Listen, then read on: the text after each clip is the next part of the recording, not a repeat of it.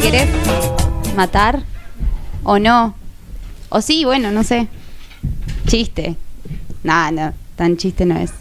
A vos te invitamos a este capítulo de Tiempos de Delirio. Bueno, ¿cómo andan? Yo hoy llegué un poco tarde, un poco a las corridas, y me hizo pensar en algo que vengo reflexionando igual en este último tiempo, que es sobre una carrera que creo que gran parte de nuestra generación está intentando ganar, y es la carrera contra el tiempo. Que uno podría pensar que de mínimo es lógico, ¿no? Digo, en las épocas aceleradas de pluriempleo, de presiones sociales, de imposiciones de género, el deber ser que nos taladra tanto a hombres como a mujeres cotidianamente, las condiciones de vida no tan dignas ni como las merecemos, el estar buscando un peso en el bolsillo y no encontrarlo. Bueno, uno podría entender que el tiempo se acelere y que vayamos de un lado a otro como buscando.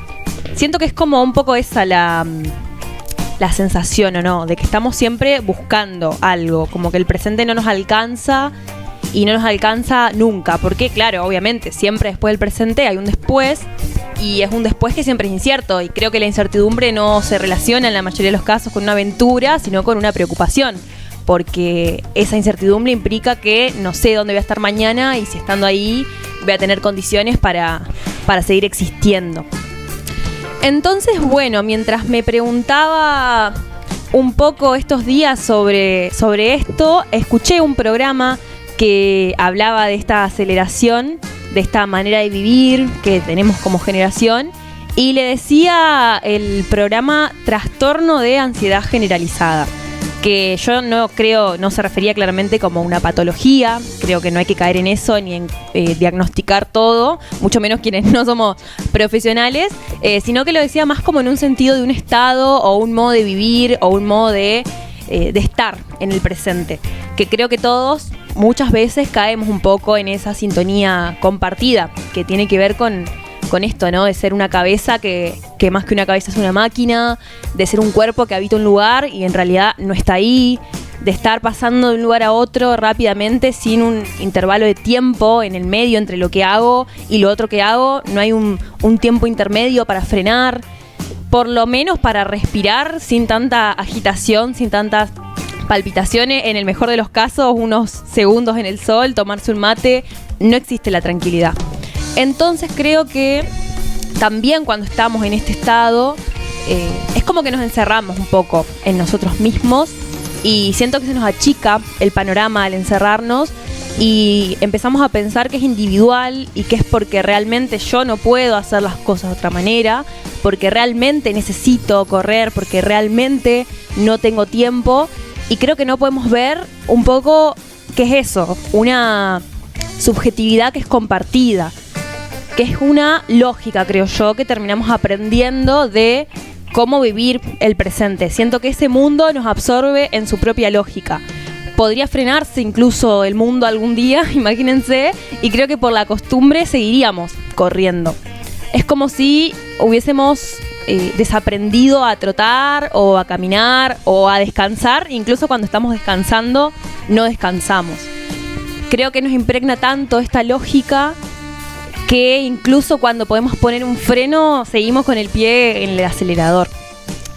Porque siempre estamos en eso, en una carrera en contra del tiempo, y para ser sincera, lo que yo creo es que ni con el mejor motor del mundo vamos a poder ganarla. No quiero bajar las expectativas, pero creo que vivir así es vivir para perder. Y si vamos a perder siempre algo, yo creo que antes que perder la vida, queriendo cambiar o conquistar expectativas inalcanzables, nos propongo que mejor, cada tanto por lo menos, podamos perder un poco del tiempo.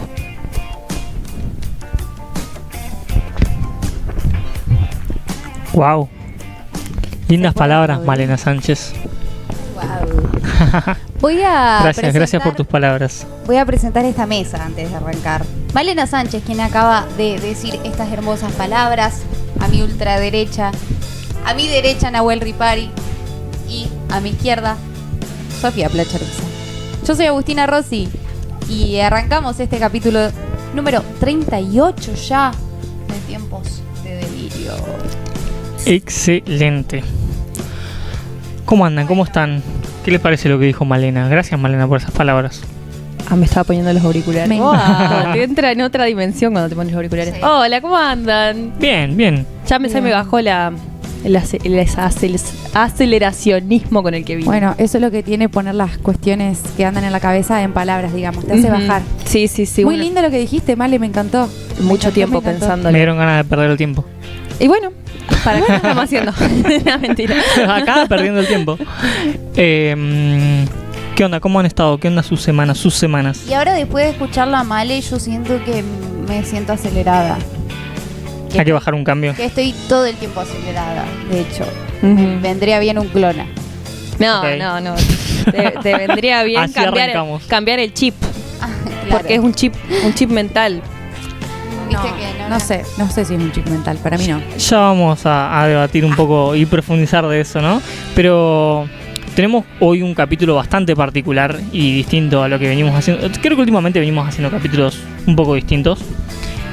Vamos a tener una entrevista en un rato, así que la gente que está viendo, quédense. ¿Qué cámara tengo? Esta es mi cámara. Ok, joya. Tengo otra cámara ya. Me gusta jugar con las cámaras. Me ponen a conducir y juego con las cámaras. Está apuntando al infinito esa cámara. Aparte, era como el capítulo 50 y él se seguía divirtiendo con las Me cámaras. divierte las cámaras, estoy perdiendo el tiempo. Les decía que vamos a tener una entrevista y vamos a estar charlando sobre un tema en particular que tiene mucho que ver con nuestra generación y con esto que vos también decías, ¿no? De cómo uno siempre intenta alcanzar cosas que a veces son inalcanzables. Y sumo a lo que vos traías, algo que estuve leyendo, a veces leo cada tanto, porque también eso es una forma de desconectarse de la realidad un poco. Estaba leyendo algo de un autor que se llama Juan Ruoco, no sé si lo tienen. un capo. Sí. Solo puedo decir eso. Un capo. Bueno. Revivió la filosofía. Ese es un filósofo contemporáneo argentino y peronista. Claro. Juan Ruoco es un periodista, estudió filosofía pero no se recibió. Escribe libros, escritor también. Pero más allá de eso, que lo pueden encontrar en internet, claramente búsquenlo porque su algoritmo no se lo va a tirar. Pero el loco dice un poco y habla de esto que vos decías, de soberanía. Habla de un concepto que se llama soberanía cognitiva, que es básicamente esto de poder desconectarnos y frenar cuando uno decide desconectarse y frenar, y no cuando el algoritmo te lo marca. Y otro youtuber que se llama Café Kioto estaba como un poco en la misma. No sé si les ha pasado de encontrarse con un montón de amigos, conocidos, o quizás ustedes mismas también, de desconectarse de las redes sociales o querer salir, todo este como mundo que se está generando de gente que sale de las redes sociales o quiere encontrar una forma de desconectarse, y a la vez se vuelve re difícil desconectarse de las redes, porque uno cuando dice, che, bueno, me desinstalo Instagram y Twitter y todo y salgo, tarde o temprano terminamos volviendo. Yo vi hace poco una entrevista de Juan Ruoco que realmente me hizo desinstalarme Instagram. Porque habla de, por ejemplo, qué pasa en este concepto de soberanía cognitiva con respecto a las clases, que eso es como el debate que más me interesó de este planteo, de que hoy en día parece distópico, pero las clases altas y los dueños de las plataformas de las cuales nosotros les regalamos tiempo, plata y todo eso, no consumen de la que venden, básicamente. O sea, no a sus hijos los crían sin tecnología, les hacen leer libros. Hay incluso escuelas especiales para las elites que son sin tecnología, ¿no?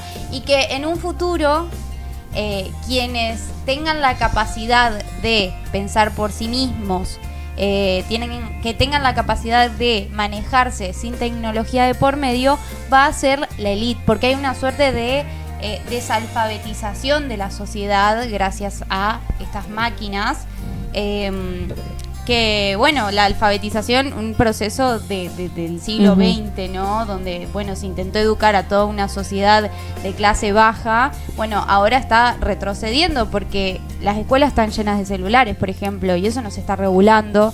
En muchos países sí se está pensando, bueno, ¿qué qué pasa cuando las escuelas bajan internet y a los gurises no los dejan usar el celular, por ejemplo. Caos. Me parece re flashero, boluda, eso, porque yo cuando pensaba, bueno, ¿qué hacen las elites con toda esta crisis tecnológica y digital? Y dije, lo primero que van a hacer es usar la tecnología a su favor. Y en realidad son mucho más inteligentes y aprenden a generar otras estrategias como volviendo a lo tradicional, a esto de la alfabetización, lo que no tiene que ver con la pantalla y la reclusión a un teléfono, a lo digital y a todo eso que nos da. Saber comprender un texto, por ejemplo. Que es súper importante. Reflexionar sobre un tema, ¿no? Claro, usar la materia gris. Sí, también lo que tienen los celus para mí es que intensifican esto que decía de que te mantienen prendido en lo que estás haciendo. Ya uno cuando está muy pasado no podés desconectarte del hacer y conectarte con otra cosa. Más el celular siempre te da esa sensación, viste, de que aunque lo dejes, querés volver como si te estuvieses enganchado con eso. Pero sí, es muy adictivo. Es justamente una economía de la atención, básicamente, que es lo que charlábamos con Agus hace un rato, que es básicamente eso. Siempre está en disputa la atención. Incluso nosotros mismos lo hacemos, porque en las redes sociales lo que nosotros hacemos cuando hacemos un reel es tratar de que el reel hace un año era 1 minuto de atención, tenés que agarrar la atención en 1 minuto. Hace un tiempo era 15 segundos, ahora son 5 o 3. Pero entonces todo el tiempo, y lo hacemos todos. Sí, y ni siquiera nosotros somos los que se ven beneficiados de esa atención de las audiencias, sino que le estamos dando de comer a los CEOs de esas plataformas. Por eso se habla de tecnofeudalismo. Yo ya estoy re en eso. Estamos re metidos en conceptos que capaz son mucha falopa, pero... Básicamente el tecnofeudalismo es toda la sociedad, toda la base de la sociedad trabajando para unos pocos que son los dueños de las plataformas y que, por ejemplo, un influencer no es que es dueño de sí mismo. No, está haciendo plata para un dueño de una plataforma. Entonces es como todos estamos trabajando de alguna manera, sea psicólogo, seas médico, seas especialista en no sé qué cosa, sociólogo, comunicador, etcétera, etcétera, etcétera, porque ahora todas las profesiones tienen que pasar por una red social para tener éxito. Tienen que pasar por eso y tienen que disputar esa atención de la cual solo se sirven los dueños de las plataformas. Eso es tecnofeudalismo. Me río porque gracias a eso tengo laburo también. Todos tenemos laburo por encima. ¿Lo tienen a Mac de Marco? Sí. ¿Sabes quién es? No, Sí, yo no sé cantante. ¿Un cantante? Sí. Yo no sabía quién era. Hace indie. como indie, claro, en inglés. Claro. El loco entró también medio en una. No sé si lo llamaría entrar en una. O si la vio, no sé. Pero medio que contó en una entrevista, bueno, para quien no lo conozca un poco, el loco es un cantante canadiense que justamente hace indie, que se pegó bastante en TikTok con su música. Yo no lo conocía realmente hasta hace unos días.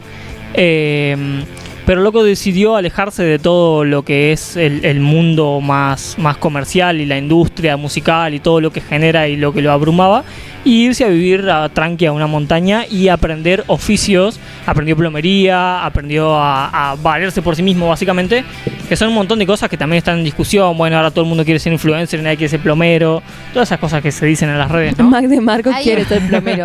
¿Alguien puede pensar, por favor, en quién nos arregla los caños? Pero es esto que decía Sofi, de que hay como una vuelta a una cuestión antigua, pero yo creo que no es por nostalgia. Necesidad. Exactamente, es por esa necesidad de desconectarnos, ¿no? Yo creo que se pasaron un poco de mambo de explotar nuestra atención, y estamos retrocediendo un poco a cuestiones previas, y justamente Ruoko y Café Kioto, los dos hablan de un concepto que parecía de la ciencia ficción, porque ellos están hablando de la ciencia ficción. Un concepto es el cyberpunk, que es básicamente cómo los humanos se fusionan con la tecnología y generan híbridos. Concepto muy conocido de la ciencia ficción.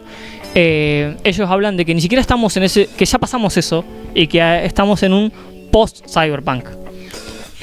Y hablan también de una posible alternativa, ¿no? Estoy hablando de una cosa que es terrible, malopeada, pero bueno, estoy muy metido en eso. Sí, pero vos ya estás hablando de ciencia ficción. La respuesta es... Pero hablo de ciencia ficción todo porque... esto pasa en Terminator 3. Exactamente.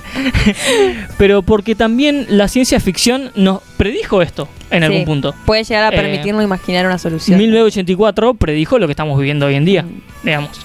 Entonces, Un mundo feliz. un mundo feliz. Sí. Entonces, la ciencia ficción, y ellos hablan de un concepto que se llama solarpunk, que es básicamente encontrar el equilibrio entre la tecnología y la vida, y hablan de low tech, hard life. Que- Se ríe porque hablé en inglés. Y escupió todo el micrófono. Todo inesperadamente. Está pasado. Está re pasado. Está pasado. Todo lo decía Estoy el guión. realmente No, pasado. nos está dando una clase. Yo no voy a poner freno. Seguí. Pero lo que ellos dicen básicamente es que hay que encontrar una salida a esto, a este problema que existe hoy en día, porque una de las principales cosas es identificar el problema, creo que no lo estamos pudiendo reconocer, y una vez reconocerlo, encontrar una salida. Y básicamente eso sería, según ellos, el solarpunk, y encontrar ese equilibrio entre utilizar la tecnología, pero con este concepto de soberanía cognitiva, digamos. Siento que...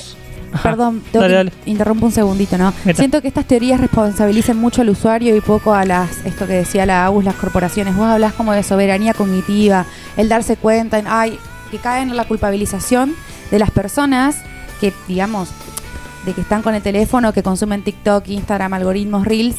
Y me parece que hay una cuestión de que estas cosas no van a cambiar si ay, estoy sonando de izquierda.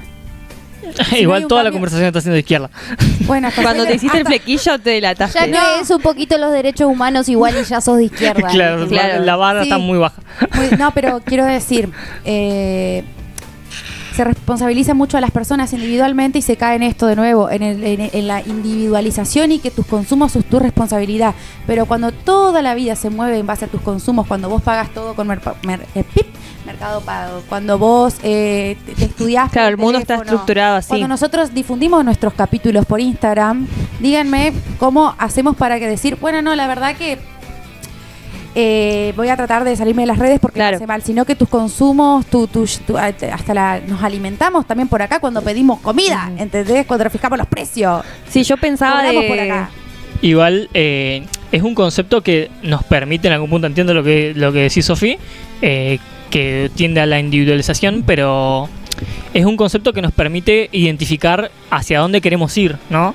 Y la soberanía cognitiva, según ellos, no es una cuestión individual, sino una cuestión por la que colectivamente deberíamos luchar. como un cambio Sí, cultural. pero primero hay que reconocerla. Para mí eso se hace con políticas. No, Obvio, sí. no me parece que me vengan a decir, perdón, un minuto más nomás, pero no me parece que me vengan a decir, vos tenés que tener soberanía cognitiva y no sabes todo lo que te perjudica el teléfono. Yo sé todo lo que me perjudica. Me gustaría que mis representantes crearan políticas para poder desarticular un poco toda esta dependencia, todo este malestar que generan estas nuevas tecnologías. Igual yo siento que nosotros ya estamos.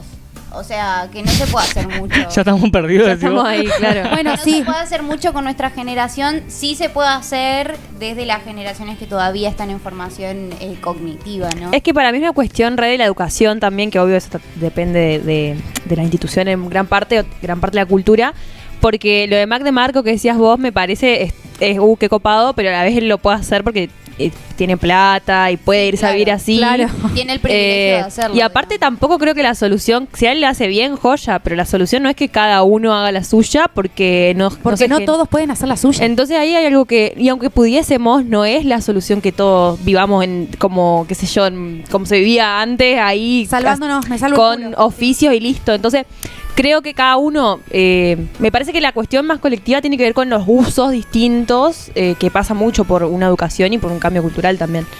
Pero estamos recién aprendiendo cómo mierda se usan para saber cómo Claro. usarlo bien. Yo creo que como que recién estamos descubriendo que existe es como una fase, yo lo comparo con el descubrir que existe el sistema capitalista y de reconocerlo, lo comparo un poco con eso. Es como recién estamos entendiendo en dónde estamos metidos. Claro. Ya no es capitalismo, porque no se produce absolutamente nada. Es ya no son los tecnofeudalismo. dueños. Economía de la atención. Me encanta. Y acabamos de ¿Quién produce? descubrir que alguien haga algo.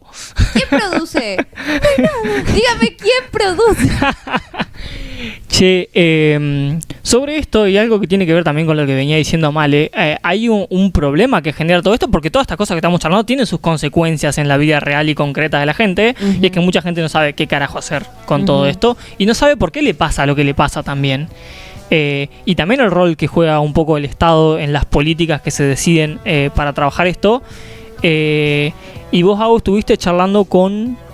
Paula Gratge, que le mandamos un gran saludo porque se vino al estudio un día de lluvia, un frío, y Paula ahí firme para contarnos qué pasa en el sector de salud mental, cómo es que el Estado se preocupa o no, digamos, Sí. con respecto a los problemas de autodeterminación en la provincia, ¿no? Que es De suicidio, sí. de sobreconocimiento de lo que está pasando en la provincia. Básicamente todo el mundo se petit suisse. ¿Cómo? Muchas formas de llamarlo lo mismo. Petit suisse. ¿Puedo decir que la gente se autosuicida? Si no sos Nisman, no. Yo Solo no, Nisman no puede hacer entiendo otros idiomas, así que no sé qué estás Pero diciendo. bueno, cuestión eso, Paula nos cuenta cómo es trabajar en el sistema de salud, que está totalmente desfinanciado y que obviamente en un contexto donde todo se recorta, obviamente la salud mental queda en una cosa de último término, ¿no? Así que bueno, también eso nos cuenta Paula, entre muchas otras cosas, así que nada. Bueno, si quieren vemos Ay, la sí. entrevista Vamos a verla. y charlamos un poco sobre eso. Con Paula Kratge, quien es licenciada en psicología, especialista en salud mental. Mira vos. Trabaja en el Hospital Escuela de Salud Mental, una institución tan querida en la provincia que se ubica en la ciudad de Paraná, y también integra la Asamblea de Salud Mental de Entre Ríos. Bienvenida, Paula, ¿cómo estás? Hola Agustina, ¿cómo estás? Muchas gracias por recibirme, No, por la gracias a invitación. vos. Estamos grabando en un día totalmente de lluvia, así que bueno, se agradece un montón también que puedas venir.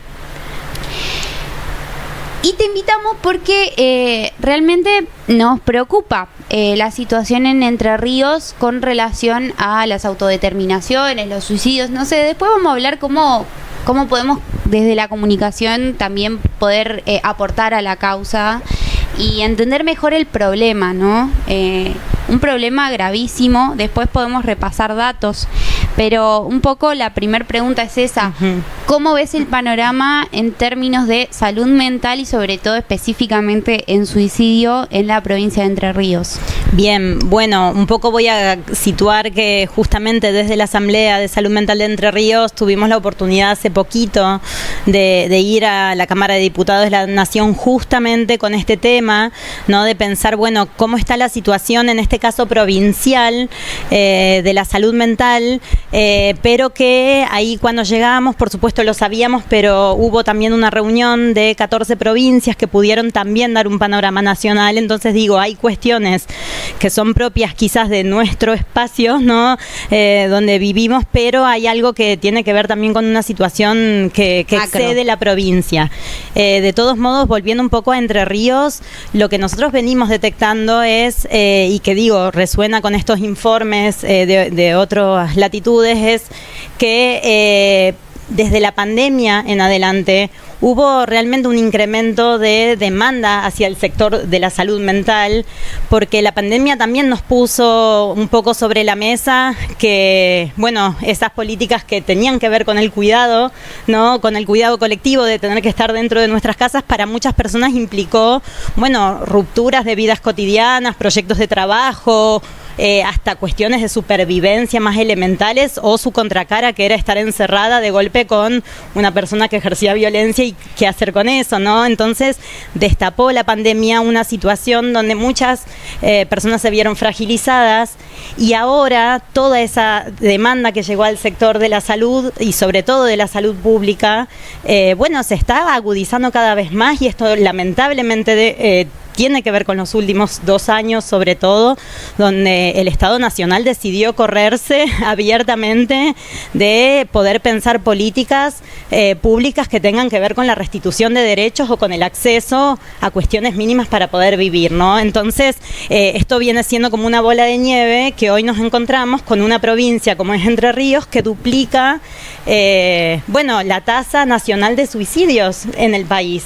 Y esto es realmente preocupante porque no es algo nuevo, tampoco es de la pandemia, ¿no? Podríamos pensar que hay muchísimas problemáticas sociales complejas que vienen hace años muy desatendidas. Entonces, bueno, hay algo ahí que preguntarnos en relación a qué hacer con esto. Entre Ríos, voy a leer un dato, se registraron 111 muertes en lo que va del año específico. Bueno, particularmente suicidios, 111 suicidios en lo que va del año, y estamos en agosto, mes 8 del año, y ya vienen siendo 111 personas. Y acá, desde lo que decís, es interesante pensarlo como no solo que el Estado, por un lado, decidió correrse, como decís vos, tuvo una política de omisión, me gusta decirlo así, como una política de omisión a la salud mental, porque fue una decisión. Y más aún de arremeter directamente contra quienes venimos trabajando en el campo de lo social y proponiendo otras lecturas de las cosas, ahí también poniendo como el foco con especial crueldad.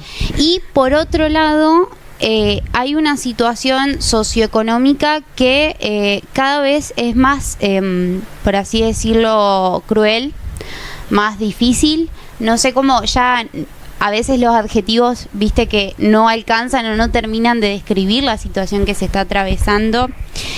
Entonces, por un lado tenés, bueno, omisión de la política de ocuparse de un problema real, tangible, con datos, y por otro lado tenés una situación socioeconómica que cada vez se agrava más, se agudiza más. ¿Cuál es la particularidad de Entre Ríos? ¿Qué ves vos de la provincia en particular? Que, bueno, hoy dijiste, sacando las particularidades de donde vivimos, ¿no? ¿Tiene que ver la provincia?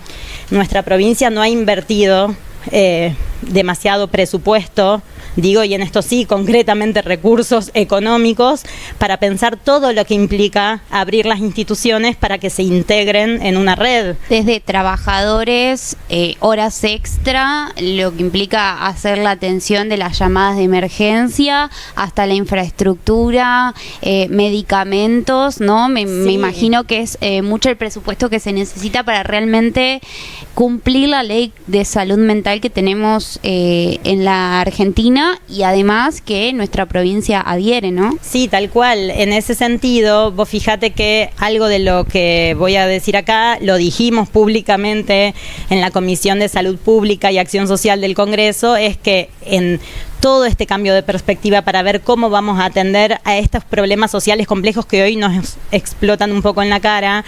Bueno, tenemos una sola casa de medio camino pública que depende de nuestro hospital, un solo hospital de día andando hace más de 30 años del sector público. Tenemos realmente, por ejemplo, acompañantes terapéuticos muy pocos incluidos efectivamente y con condiciones de derechos laborales, ¿no? Y no precarizados, que formen parte de los equipos para pensar abordajes en la comunidad, en el domicilio.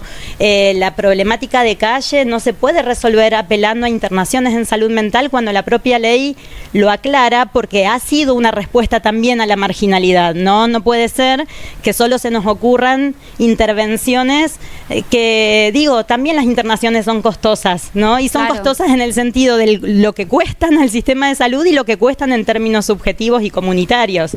Entonces hay que poner mayor presupuesto en las carteras de salud, de educación, de artes, de desarrollo en general, en nuestras políticas de gobierno, pero también tenemos que pensar, bueno, ¿qué vamos a destinar para ampliar esta red de dispositivos comunitarios y los trabajadores que puedan acompañar con formación y con condiciones de trabajo dignas, ¿no?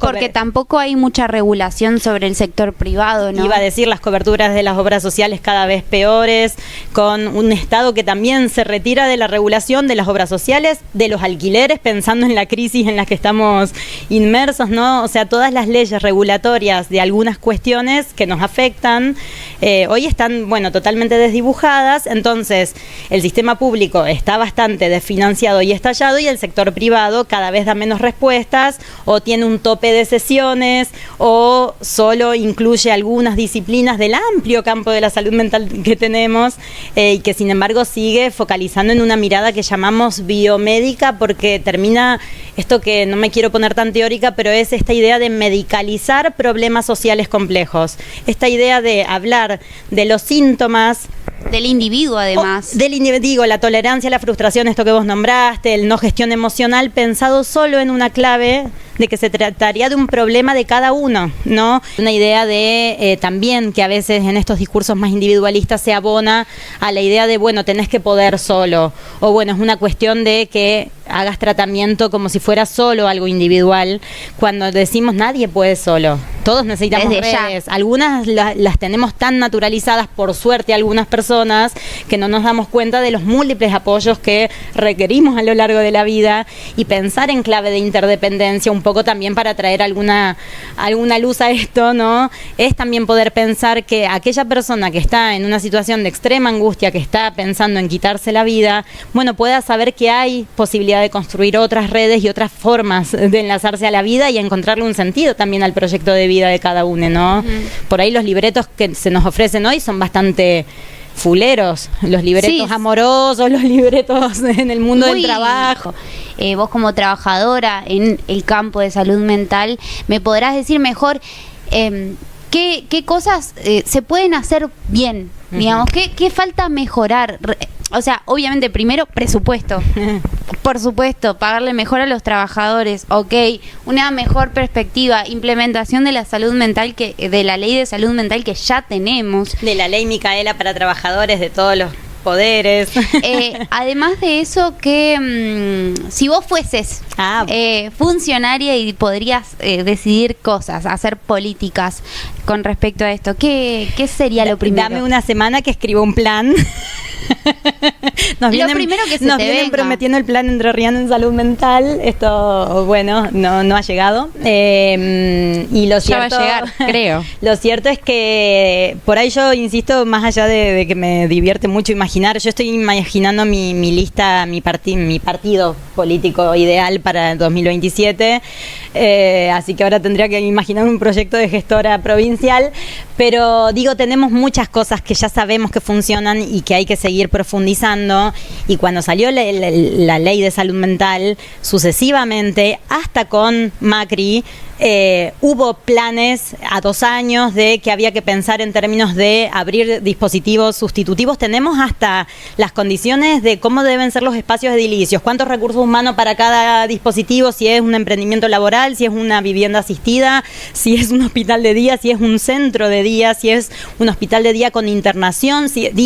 Tenemos conocimiento y existen, de hecho, todos estos dispositivos en la red nacional. Lo que pasa es que son pocos o sobreviven a fuerza de muchísimo amor por los proyectos, pero no siempre por condiciones de estabilidad, y que los gobiernos van cambiando y discontinúan muchas veces lineamientos que se venían sosteniendo bien. Hay diseños ya pensados, no es que hay que pensarlo todo de nuevo, pero bueno, requiere decisiones, requiere realmente presupuesto y muchos más trabajadores. O sea, lejos de pensar que sobramos en el Estado, en realidad necesitamos más recursos humanos de calidad, No dan ¿no? las manos.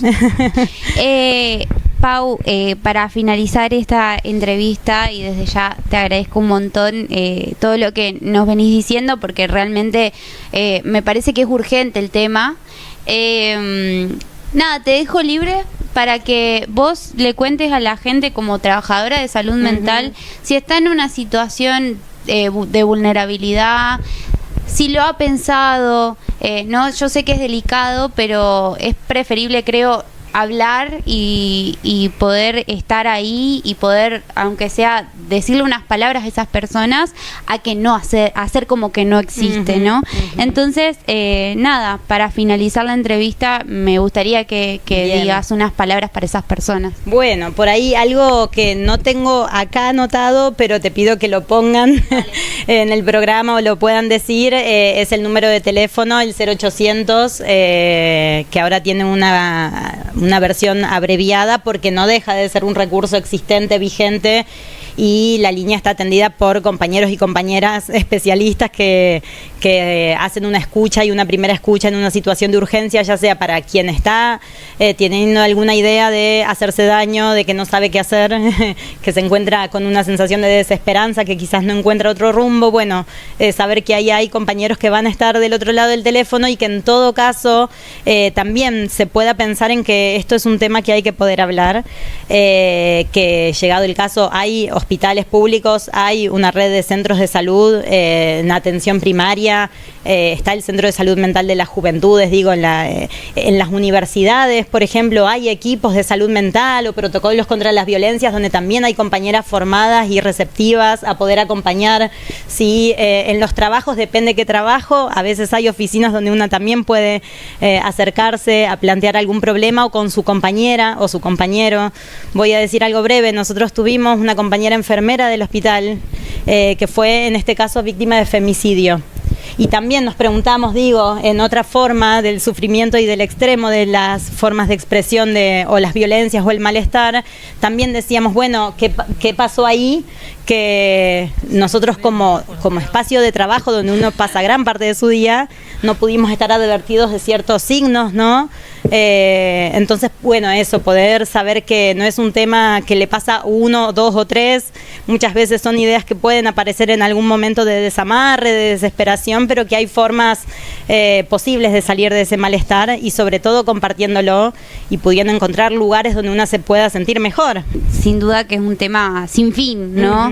Y abogamos también desde Tiempos de Delirio a que haya una mejor implementación y más plata, porque, en fin, es la última instancia que necesita ayuda una persona, y si de qué sirve el superávit fiscal si tenés personas con mala salud mental, ¿no? Sí, y que la salud no se construye en los hospitales, se construye en la comunidad. Entonces, como, bueno, poder espacios como este y como tantos más que también alojan ahí otras posibilidades me parecen fantásticos. Gracias.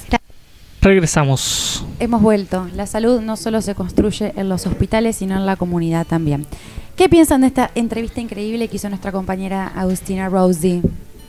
Me parece genial la entrevista, Sí. y me parece genial la entrevistada, una genia. Sí, cómo se la bancan y se la rebuscan los profesionales de la salud pública, incluso en estos contextos donde no tienen nada, ni ellos como sueldo, ni materialmente, digo, no contás con ningún recurso para, o sea, un taller o un espacio adecuado, y cómo se la bancan por una convicción política así que muy buena Paula. Acá tengo que decir también que esta entrevista va a estar completa, porque esta es la versión acortada, pero charlamos de un montón de cosas más con Paula, así que pueden ir a verla completa. La vamos a subir aparte de este capítulo, para que la encuentren si les gustó y les interesó. Nada, vayan a verla.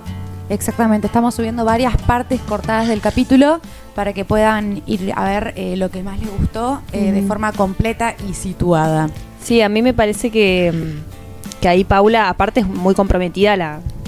Cualquier persona que la conoce te lo dice, es una persona muy comprometida con lo que hace, y es muy interesante cómo ella logra explicar el tema de la salud mental como algo que no es solo que vos estés bien, y incluso si puedes acceder a terapia o lo que sea, sino que depende de todas otras cuestiones estructurales que necesitan de políticas. Digo, no, ¿cómo vas a tener salud mental si no tenés un lugar al que ir, si no tenés un trabajo, si no tenés un trabajo digno? Son todas cosas que no podés pensarlas por separado, y es lo que nos está faltando hoy también, respuestas en todos los espacios, en realidad en todos los frentes nos están faltando respuestas. No nos faltan respuestas, nos faltan buenas respuestas y soluciones, porque respuestas hay del gobierno, pero son pésimas. Son tipo... No, viste, pasa que esta generación no tiene resistencia no tiene tolerancia a la frustración, y por eso se matan. Se matan porque no se la bancan, esa es la teoría. Claro, no la bancamos, entonces nada, nos matamos. Esa es como Son todos unos sensibles, claro. Claro, Todos o por ejemplo, no sé, es como... Siempre la respuesta es individualista, ¿entendés? Siempre la respuesta es emparchar problemas que vienen siendo sistemáticos, porque, claro, o sea, ¿cómo no nos vamos a querer matar si estamos con el deseo contaminado? No podemos soñar, nos cuesta realmente tener un horizonte, nos cuesta soñar con tener una casa propia, algo básico, nos cuesta soñar con un trabajo en blanco. Mira lo que estoy diciendo, mira, o sea, la gravedad del asunto de que tener un trabajo con derechos laborales en blanco sea nuestro sueño. de ahí para adelante, ¿no? Como decir, no, está todo tan roto, tan contaminado, que cómo no nos vamos a querer morir si es una vida donde realmente nos cuesta poder hacer el ejercicio de tener esperanza. Sí, que también en realidad una veces lo veo un poco abstracto, bueno, no puedo tener casa propia, no puedo acceder a condiciones dignas de vida, y tal vez uno piensa, bueno, yo no estoy pensando en mi casa propia, pero en realidad en lo cotidiano uno se va articulando con estas limitaciones, uno capaz tiene problemas en su casa, vive en condiciones de violencia y no se va por estas cosas, por ejemplo, y uno dice, no es un problema abstracto, sino que es una realidad material, Es concreto. social, concreta, que nos afecta todos los días. Hay algo interesante que a mí me interesa pensar de la salud mental. Ella habla, como decíamos recién, que la salud no se construye en los hospitales solamente, sino también en comunidad. La salud mental lo podemos concebir también, yo he estado investigando, por eso cuando digo una opinión voy a decir es mi opinión. La salud mental puede estar pensada como un conjunto de prácticas sociales que se construyen justamente en sociedad, en redes, en comunidad. Esto quiere decir que no hay que pensar en salud mental como esta dicotomía de mente-cuerpo, de me cuido la cabeza, ni pensar en salud mental como la salud mental es un estado en el que no tengo ninguna enfermedad mental, que se contrapone a otro lado, no es blanco y negro, sino que la salud mental es como, está compuesta de varias dimensiones que se ven afectadas o que uno las empieza a identificar más a partir de un sufrimiento psíquico, no de una enfermedad mental en sí. No es tener solamente un diagnóstico, qué sé yo, de esquizofrenia, bipolaridad, no sé qué, no sé cuánto, sino que la salud mental nos atraviesa a todos y cada uno. Capaz ustedes nunca fueron al psicólogo, tal vez nunca se pusieron a preguntarse por qué estaban sintiéndose angustiados, por qué les latía fuerte el pecho, por qué llegaban a su casa tal vez y lloraban después de una jornada de trabajo. Eso es sufrimiento psíquico. Y también eso de lo que ella decía como una perspectiva muy médica, de siempre querer justificarlo con que es algo biológico, es también verlo como individual. Hay un montón de gente con depresión o ansiedad, pero también a veces desde esa perspectiva más psiquiátrica es, vos estás deprimido y listo. Y es como, no es que yo estoy deprimido, es todo lo que dijo Agustina, que pasa, que cómo no vamos a estar del orto después. Yo realmente me puse a pensar para este capítulo sobre las condiciones que tenemos de realidad. Me puse muy marxista. Las condiciones de realidad que tenemos la juventud de clase media, ¿no? De clase media baja. Hagan un sondeo de sus amigos. Sí, no es tan difícil, es buscar a tu círculo Es buscar cercano. en tu círculo. Contá con las manos del dedo quienes están en blanco y bien, tranquilos. Tengo uno.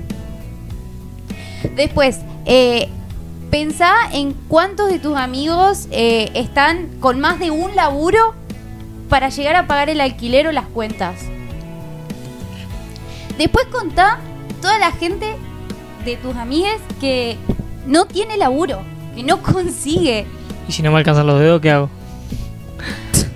Estoy cansada de comprar rifas yo. Estamos todos sin laburo. Todo el mundo Creo sin que esa ya es la... Si esas condiciones materiales son las que tenemos, son las que se nos dejó, porque realmente no es de ahora, es realmente mala gestión, realmente no preocuparse por los jóvenes que vienen, porque nosotros, bueno, ya estamos atravesando esto, pero que le dejamos también a las juventudes siguientes, ¿no? Cada vez va a estar peor esto si no se toma acción al respecto.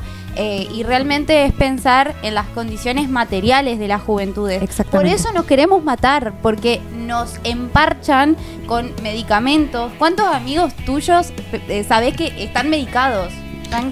Aparte hay toda una cuestión ahí, bueno, que Pablo también lo dijo, lo de la medicalización, porque la respuesta a todo es toma un clonado, toma Claro. un Alplax y ya está. Es como, no te puedo cambiar nada, por eso te doy un parche, y es emparchar y emparchar y emparchar. Y aparte Claro que también, perdón, Sí, inciso, atiende a la funcionalidad, es decir, lo que vos pasa cuando tomás un clon es descansar las horas que no pudiste descansar, pero después lo que hace es seguir siendo funcional a tu rutina diaria porque tenés un montón de exigencias con las cuales cumplir.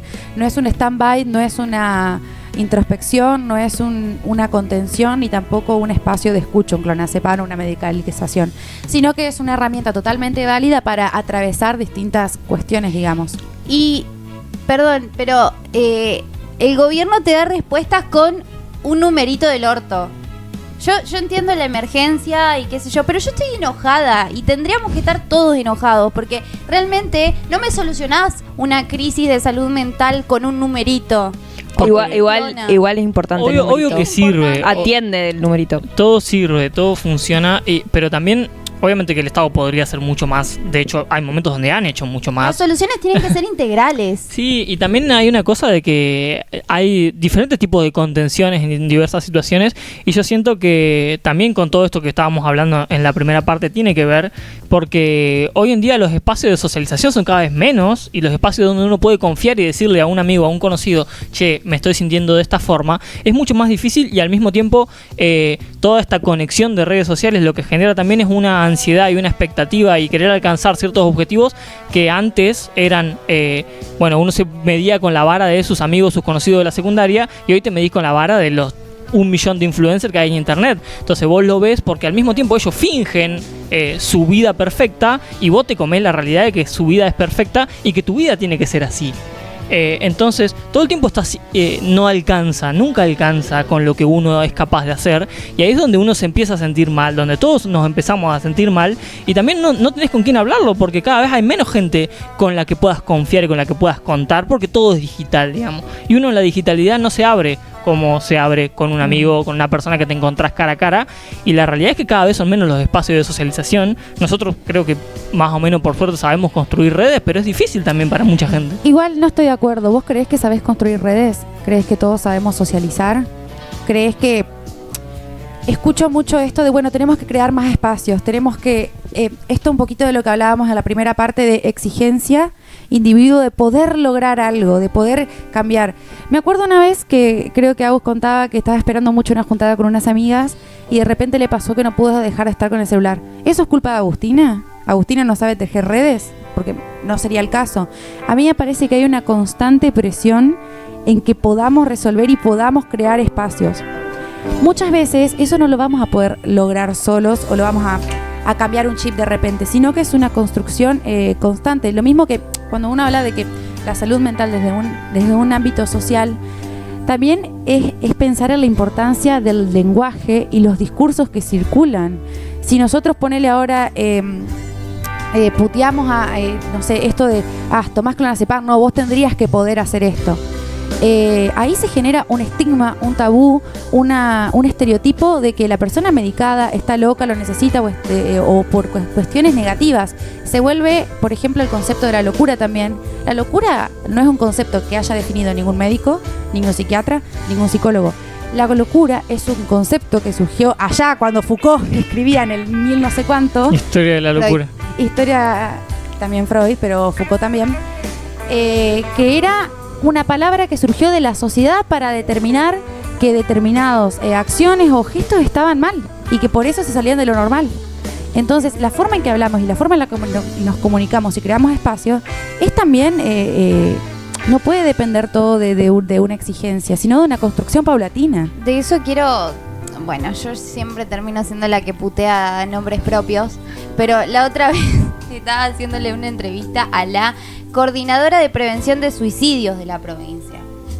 O sea, repito el cargo. Coordinadora de la prevención de suicidios en una provincia. ¿No vas a decir el nombre? Delfina Noé. No le costó mucho. Y cuando yo le digo, sos la coordinadora de la prevención de suicidios, por lo tanto yo te pregunto, ¿qué hacemos con la gente que no puede costear un psicólogo? Porque hay cosas que realmente uno necesita charlar con un profesional. Por más de que yo tenga todos los amigos del mundo y una buena familia y etcétera, etcétera, etcétera, que no es siempre la condición esa, necesito un profesional de salud mental. No puedo pagarlo. ¿Qué hacemos con eso? Y me dice, eso no es nuestro trabajo. No es problema del Estado. Una genia. Ahí seguro ninguna articulación tampoco entre áreas, nada. Ya si no saben ni de su área, Cero. No deben ni dialogar con otras áreas tampoco. ¿Pero Por ejemplo, a qué se dedican? ¿A hacer estadística? Claro. No, ni eso. No, porque no la sabía. Le pregunté datos y no las sabía. ¿Y qué hacen? No sé. Igual Charlas. no es triste Charlas, eso, hacen porque charlas. si es la coordinadora. Bueno, y... Dios, Está ofendida, estoy- está indignada, está enojada. transpirando del enojo. Igual hace calor. Sí, también hace calor. Y digo, realmente, o sea, hay una despreocupación. OSER es la obra social de ahora el Poder Ejecutivo, básicamente. Y no me digan que no es así, porque es así. ¿Por qué carajo no se ocupan en dar más cobertura para las personas que necesitan tratamiento de salud mental? Es una vergüenza lo que reintegran para salud mental. Y lo digo yo como usuaria de OSER. Sí, creo que es el 20%, una cosa así, por sesión. O sea, a mí la sesión me cobran 25 lucas por sesión y me reintegran creo que un 5%. Menos.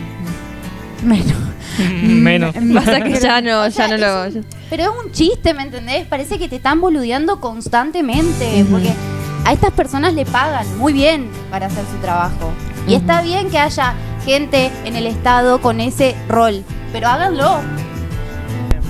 Hasta donde sé, habría que chequear cómo viene eso, pero entiendo que en la mayoría de centros de salud hay equipos interdisciplinarios Sí, pero de salud mental. Lo que pasa es que pasa lo mismo que está pasando con toda la salud en el Estado en general, digamos. O sea, Claro. se van desintegrando y también se empiezan a rebalsar porque mucha gente que antes utilizaba el servicio privado pasa a utilizar el servicio público porque no lo puede pagar y se estallan los centros de salud y el Hospital Escuela de Salud Mental con turnos y gente que no dan abasto, digamos. Claro, tal vez no Claro. está financiado ni preparado de la forma que lo requiere, ¿no? Y tenés Claro. trabajadores totalmente precarizados, lo dice Paula Cadaxe en la entrevista, ¿no? Claro, la salud mental es una dimensión dentro de la salud en general, que la salud en general también se ve afectada por todas estas decisiones políticas, económicas, que dice Agus, y que dificulta o posibilita el acceso y goce de una mejor salud mental o mejor bienestar psíquico. más Igual yo retomo lo que decía Nahue, los espacios, porque siento que hay que hacer una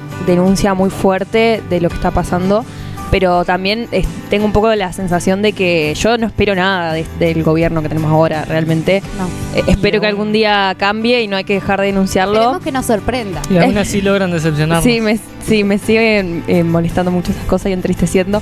Pero creo que viendo ese panorama, más allá de denunciar, es importante lo que decía Nahue, de como comunidad construir Crear espacios. construir redes. Que construir un espacio no es solamente organizar un evento, digo, puede sonar así como háganse cargo de. Pero sí, qué sé yo, encontrarse en una plaza, me parece que volver a los lazos sociales es fundamental en empezar a como reconocernos un poco más, porque si no cada vez estamos más aislados y ahí me parece lo peligroso, cuando perdemos esa sociabilización y ese encuentro. ¿Cuándo creen que rompemos esos lazos sociales? ¿En qué ejemplos se les ocurren, por ejemplo? Hablamos un poco del teléfono. ¿En qué actos siente que ustedes se Romper individualizan? lazos sociales, decís ¿En qué vos. actos Yo ustedes creo sienten que se individualizan? Que dicen acá, yo siento que me pierdo en mí mismo y que no puedo salir. El pluriempleo. En creer, justamente lo que vos decís, en creer que el problema es de uno. O sea, soy yo el que no está alcanzando con mis propias metas, soy yo el que no me esfuerzo lo suficiente, y ahí es donde uno termina creyendo que el problema es de uno, y en realidad es un problema que es colectivo, no es de uno.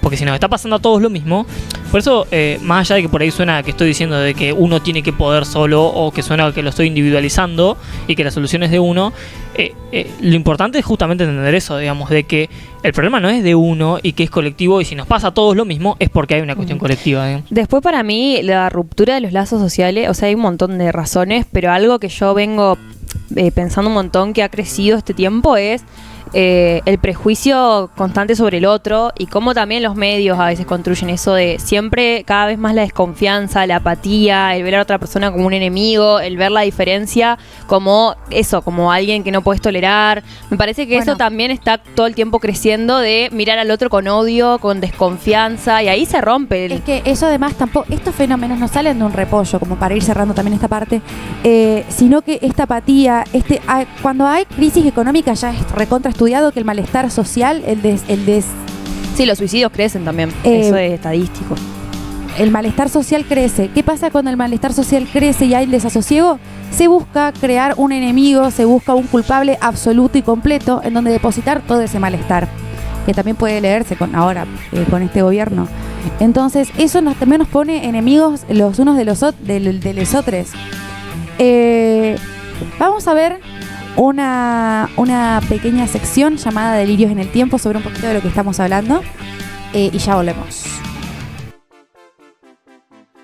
A lo largo de la historia, la salud mental ha sido un tema rodeado de mitos y silencios. Hoy en día hablamos de depresión, ansiedad, estrés o bienestar emocional con más naturalidad, pero no siempre fue así. Si retrocedemos a la antigüedad, encontramos que muchas culturas interpretaban los problemas de la mente como algo sobrenatural. En algunas sociedades, los síntomas eran atribuidos a espíritus, demonios o castigos divinos. Con el paso de los siglos, especialmente a partir del Renacimiento y la Ilustración, se fundaron instituciones para atender a las personas con sufrimientos mentales.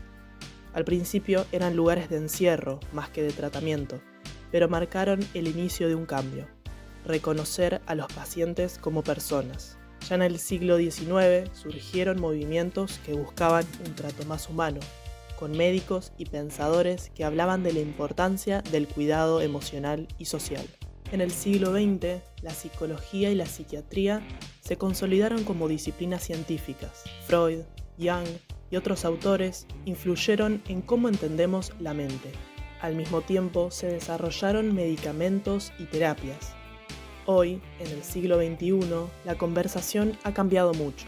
Las redes sociales, la globalización y el ritmo acelerado de la vida han puesto sobre la mesa nuevas formas de sufrimiento psicológico. La ansiedad por el futuro, la comparación constante, la soledad en medio de la hiperconexión. Pero también se ha roto parte del tabú. Cada vez más personas buscan ayuda, hablan de sus emociones y reconocen que la salud mental es tan importante como la física. Lo interesante es ver cómo hemos pasado de los mitos y castigos a los hospitales de encierro, luego a la terapia y finalmente a una visión más integral. Hoy sabemos que cuidar la mente implica muchas cosas: apoyo profesional, redes de afecto, autocuidado y también cambios sociales que reduzcan la desigualdad, la violencia o el aislamiento, aunque este gobierno se olvide. Mirar hacia atrás nos recuerda lo mucho que hemos avanzado, pero también lo que falta por hacer. Podríamos decir que la historia de la salud mental es también la historia de cómo entendemos lo humano, porque todos enfrentamos dificultades emocionales. Este ya no puede seguir siendo un tema secundario, es parte esencial de la vida, y hablar de él, como lo estamos haciendo hoy, es un paso más en ese camino. Esto fue Delirios en el Tiempo. Gurises, denme un faro, una expectativa, algo que nos dé un poquito de luz en todo esto que venimos medio catártico. ¿Qué puede pasar para positivamente? ¿Qué ven para mejor en toda esta situación? Yo lo que creo que algo que es re importante es hablar estas cosas, para empezar. Que lo que estamos haciendo ahora es importante, me parece. Visibilizar que hay un problema que es real, que existe, que está en la provincia, porque mucha gente lo invisibiliza.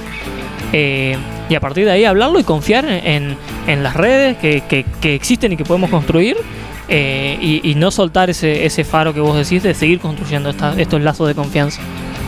Sí, yo siento que por más que esté todo mal, siempre voy a creer que las cosas en algún momento van a mejorar, porque lo ves tal vez no en quienes nos gobiernan, pero sí en las acciones de, ya sea los profesionales, como decía hoy más temprano, de la salud, que se bancan todo un montón de situaciones más allá de lo que deberían por una convicción política y ética, también en las personas que los ciudadanos corrientes, digo, como cualquiera que desde su lugar intenta estar para un otro y se sale de esa lógica de solamente me importa lo que me pasa a mí, donde todo en general, las personas, que hay un montón de gente como construyendo una sociedad de otro lugar, y bueno, me parece que teniendo todo ese componente argentino, entrerriano, en algún momento va a cambiar también desde la política.